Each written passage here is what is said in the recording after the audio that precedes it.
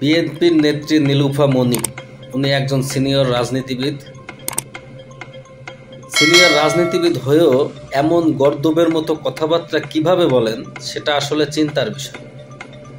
Psycho তো আওয়ামী লীগ হয়েই গেছিল, আওয়ামী লীগের নেতাকর্মীও হয়ে গেছিল, কিন্তু এখন যে বিএনপির নেত্রীরাও যে সাইকো হয়ে গেছে সেটা আমরা দেখতে পাচ্ছি। ওই যে আরেকজন আছে নতুন মমতা, থাক তার কথা নাই বলি, আজকে যার কথা বলতে আসছি তার কথাই বলি। আপনারা জানেন কয়দিন আগে এয়ারপোর্টে উপদেষ্টা আসিফ মাহমুদ সজীব ভুঁইয়ার হ্যান্ডব্যাগে ম্যাগাজিন পাওয়া যায়। পরবর্তীতে এয়ারপোর্ট কর্তৃপক্ষের কাছে জানা যায় সেই ম্যাগাজিন বৈধ লাইসেন্স করা আছে এবং সে এটাতে ভুল স্বীকার করে যে ভুল করে আমি ব্যাগে নিয়ে আসছি। ঠিক আছে, সে একজন উপদেষ্টা, তার কাছে থাকতেই পারে বৈধ লাইসেন্স। এখন এর পরিপ্রেক্ষিতে এই গর্দব নীলুফা মনি ফেসবুকে দুটা পোস্ট করছে, সেই পোস্টটা আগে আপনাদেরকে আমি শোনাই। নীলুফা মনি ফেসবুক পোস্টে যেটা লিখছে, আজকে সে বলতে আসিফ মাহমুদকে বুঝাইছে।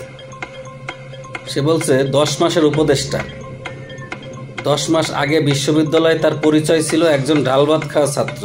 আচ্ছা দেখেন, এখানে কথাটা এমনভাবে বলছে ক্রিটিসাইজ করে, মানে এরা মনে করে কি আমি বিএনপি করি, আমরাই হচ্ছে বাংলাদেশের নেতা, বাংলাদেশের নেত্রী, নতুন যে কেউ নেতৃত্বে নতুন যে কেউ এসে বাংলাদেশ পরিবর্তন করবে সেটা এরা চায় না। আচ্ছা তারপরে কি বলছে দেখি। এরপরে লিখেছে তার বাবা একজন স্কুল মাস্টার, মানে এখানে তার বাবাকেও টানছে। এবং আরও লিখেছে এমন কোনো কিছু ছিল না যেটা পাহারা দেওয়ার জন্য তার অস্ত্রটা দরকার। আচ্ছা এবার আমি তার উত্তরগুলো দেই।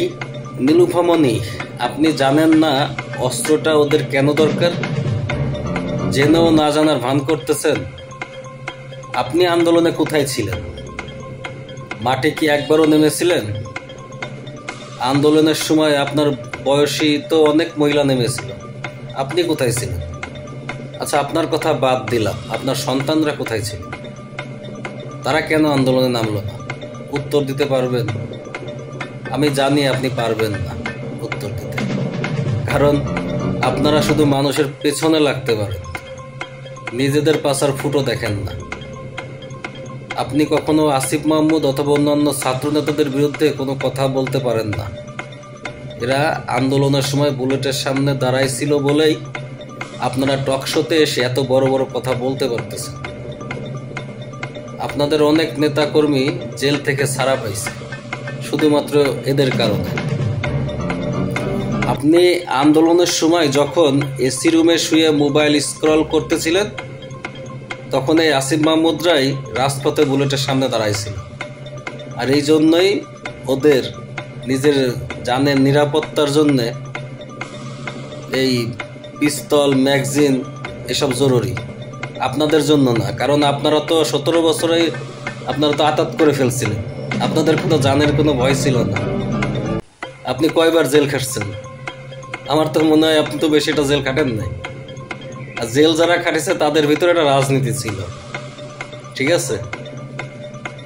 আপনি তো জেলই খাটেন নাই ঠিক মতো, আপনি তো পুরোপুরি আতাত করে চলছেন। আপনাদের বিএনপির বেশিরভাগই বড় বড় নেতারা আতাত করে চলছে, আপনারা আবার বড় বড় কথা কন ছাত্রদের। রাজপথে দাঁড়ানোর গুরুত্বটা আপনারা কিভাবে বুঝবেন? আপনারা যদি বুঝতেন তাহলে 17 বছর নির্বাসনে থাকতেন না। এরা আপনাদের মতো আতাতের রাজনীতি করে নাই, মির্জা আব্বাসের মতো বিক্রি হয়ে যায় নাই, ফখরুল ইসলাম আলমগীরের মতো বিক্রি হয়ে যায় নাই, সালাউদ্দিনের মতো বিক্রি হয়ে যায় নাই।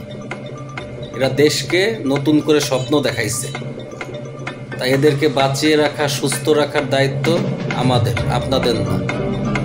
আপনারা পারলে তো কালকেই এদেরকে লাথি মেরে খেদাই দেন, কারণ আপনারা হচ্ছে একটা নির্লজ্জ স্বার্থবাদী দল। দলে আপনার মতো গর্দব ছিল বলেই আওয়ামী লীগ 17 বছর রাজনীতি করে যেতে পারছে, বাংলাদেশের মানুষকে কষ্ট দিতে পারছে। বাংলাদেশের মানুষ ভাবছিল এই বিএনপি তাদেরকে মুক্ত করবে, এই স্বৈরশাসক থেকে।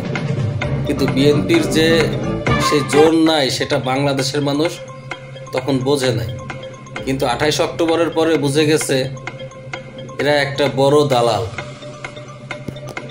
আপনাকে বলতেছি, কান খুলে শুনে রাখেন। সজীব মাহমুদদের কিছু বলার আগে 100 বার চিন্তা করবেন যে এক দেড় বছর আগে আপনারা কোথায় ছিলেন, কি অবস্থায় ছিলেন। ঠিক আছে?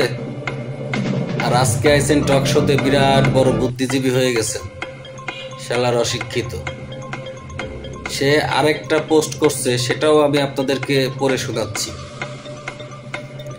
দিদি বলেছেন ছোট মানুষকে এত বড় দায়িত্ব দেওয়া ঠিক হয়নি।